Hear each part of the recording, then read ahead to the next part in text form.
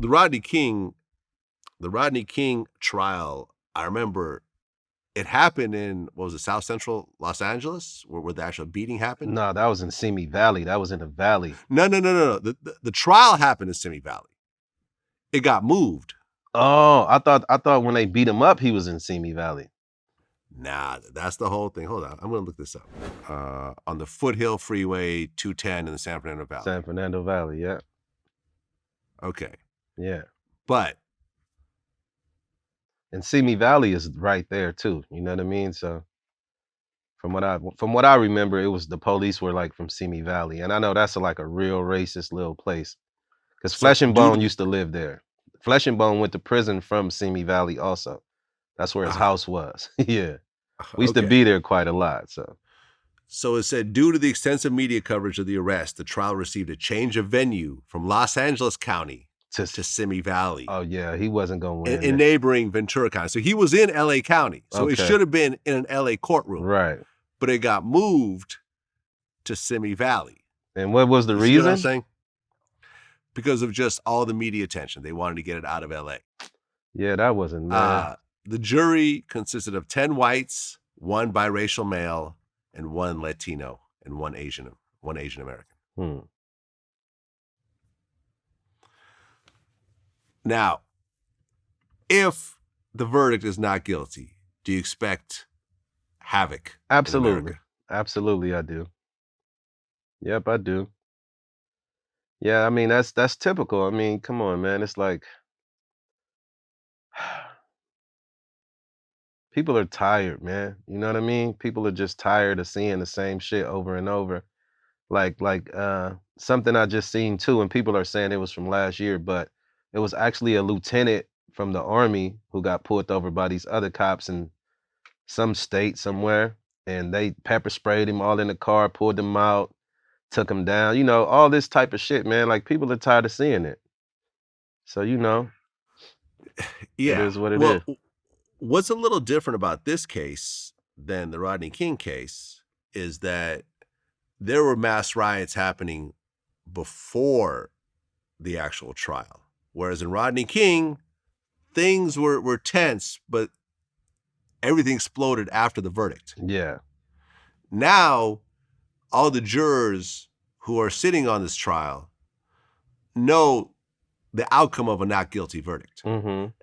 Not to say that they need to make their decision based on potential riots. They ultimately need to look at the whole case, listen to both sides, and decide for themselves what they think. They shouldn't say, okay, I shouldn't vote because the hell might break loose. Right. Because I'm pretty sure that the jurors in the Rodney King trial didn't think that there was going to be a riot that happened right after the verdict.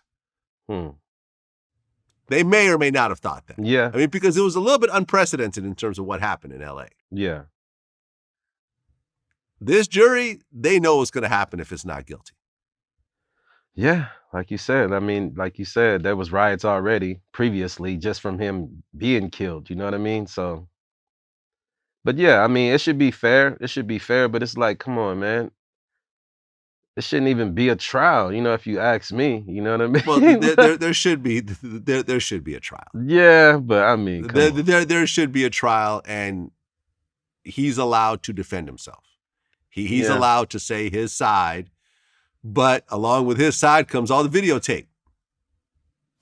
Right? Now, if they said you can't watch any of the videotape and you just have to hear from what he has to say, then that'd be some bullshit. But, well, you got to see all the videotape. The jury gets to see the videotape. Right.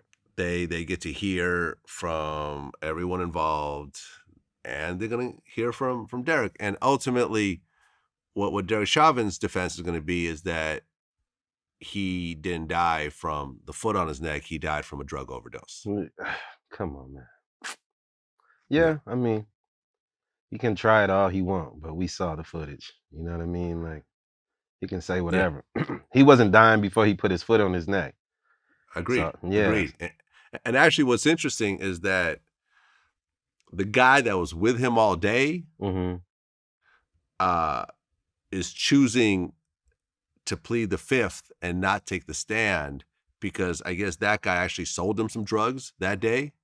Oh, he And probably I mean, got. it's established that he had taken some drugs. You know, Yeah. that's not even like a conspiracy theory. I mean, it's established that he took something that day. But what his friend is scared of is that if he takes the stand and ultimately Derek ends up proving that it was a drug overdose, then he can get charged with murder Yeah. for selling him the drugs. So he's choosing just not to say anything at this point because he's worried about catching a murder case himself at this point. So it's a kind of a convoluted situation. Yeah. And then he probably have a criminal record already. And so it's not gonna look good. They're gonna pick him apart too. So Right. yeah, Right. Well, hopefully we hear a guilty plea hopefully. from the jury, and hopefully this cop actually gets a life sentence Yeah, he deserves because it. that'll send a very clear message to cops all around the country. Yeah. You know, the trip part is that they haven't stopped doing what they've been doing though. Like still more cases coming out with this bullshit going on. So Yeah, uh, but it seems like things are kind of decreasing a little bit. It seems like with the body cameras and all the attention and everything else like that. Like what mhm. I've heard, like I've seen like stats nationwide, and it seems that overall things have been kind of dipping down a little bit. Yeah, maybe.